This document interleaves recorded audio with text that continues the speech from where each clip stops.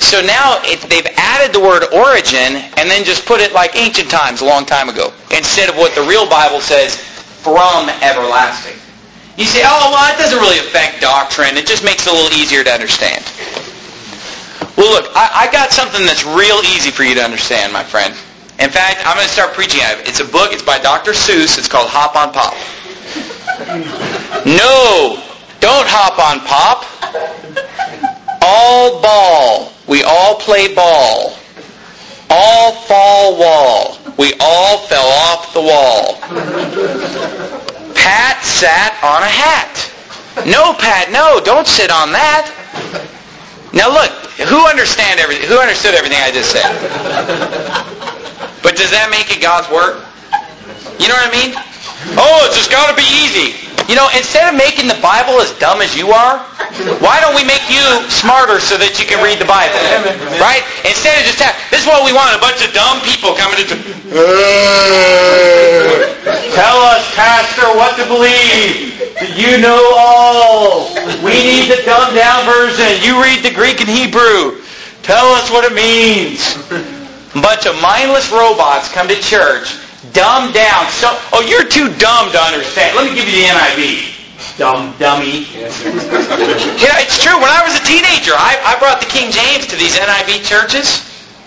They would try to tell me, you can't understand it. It's like, what are you trying to say? Now that I'm dumb? But look, it's not, the idea is not to get, and you say, oh, the NIV has a third grade reading level. Well, that means God speaks on a third grade level. That's a pretty, talk about intelligent design. This whole universe was designed by a third grader. It's amazing. How did he do it? Do you see the madness of this thing of just dumb it down, dumb it down?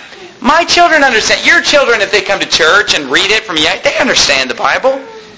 And there are many things in the NIV that are harder to understand. Thousands of verses I could show you that are much harder to understand.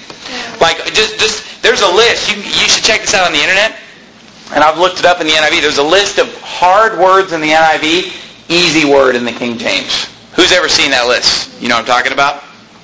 I mean, it has these really hard words. Like in the King James it says river. In the NIV it says wadi. W-A-D-I. Okay, in the King James it says hell. NIV, Sheol. You know?